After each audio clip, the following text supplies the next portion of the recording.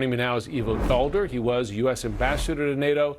He's now a senior fellow at Harvard's Belfer Center. Ivo, it's good to have you back. Good to be here, Jim. Thanks for having me on.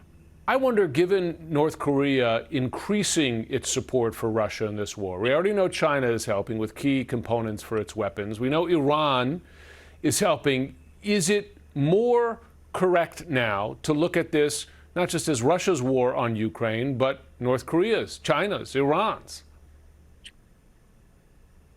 Well, it clearly is. I mean, it remains Russia's war. Russia started it. Russia invaded a neighboring country. Russia is trying to annex and take territory from a neighboring country, contrary to international law and any other legal standing.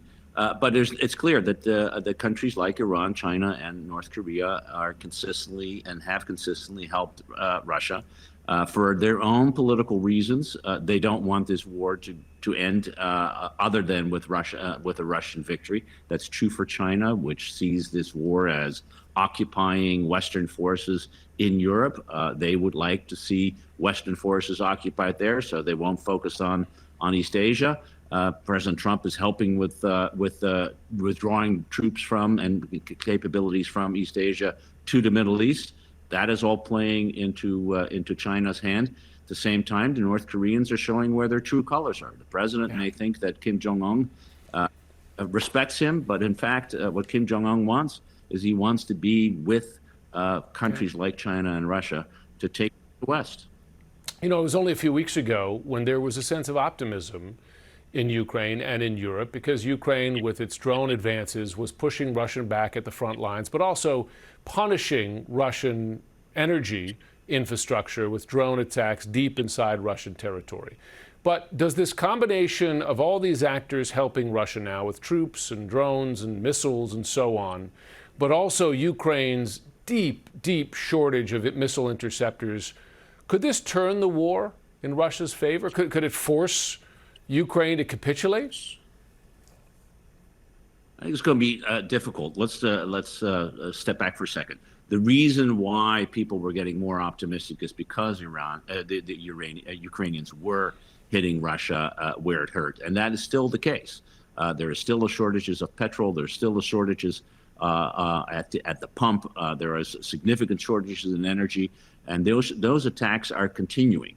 The same is true with regard to Crimea, where there were significant strikes that the Ukrainians were launching and kind of cutting off Crimea from the kind of military support that Russia has enjoyed. But Russia, of course, is hitting back.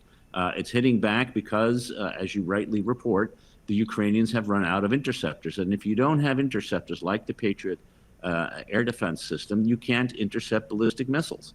And ballistic missiles that are targeted not just on energy facilities, but as we see with this latest strike, at civilian targets, are meant to cause fear in the Ukrainian mind. Well, here's what we know. Strategic bombing of this kind just doesn't work. It didn't really work in World War II to the extent that we thought possible, except with the use of a nuclear weapon. In fact, 2 nuclear weapons. It didn't really work for the United States with regard to Iran. And I don't think it's going to work with for Russia with regard to Ukraine in this case either. Of course, the trouble is Ukraine is shedding so much blood as a result, a real spike in civilian casualties. Europe has interceptors. I mean, we hear that. I spoke to to a foreign minister yesterday who said she was disappointed, the Romanian foreign minister with European support. Why isn't Europe stepping up more to help supply you? We already know President Trump's position, but why isn't Europe able to fill that gap? Yeah, and I think it's a very good question. It's a question that, with increasing urgency, is being asked by the Ukrainians.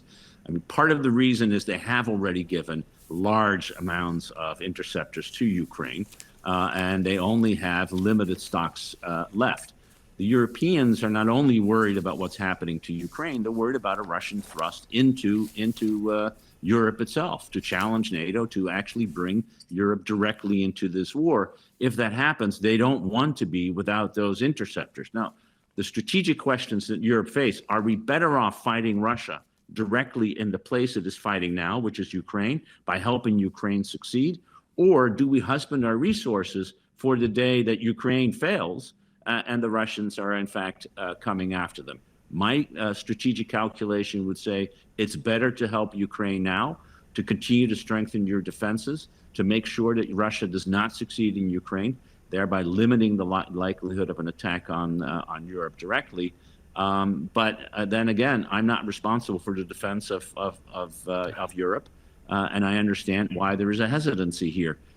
It is necessary to have this strategic debate, and I think what we're seeing, the pictures we're seeing, is putting that debates directly into the ministries of defense and prime minister offices throughout Europe. Ivo Daalder, appreciate you joining.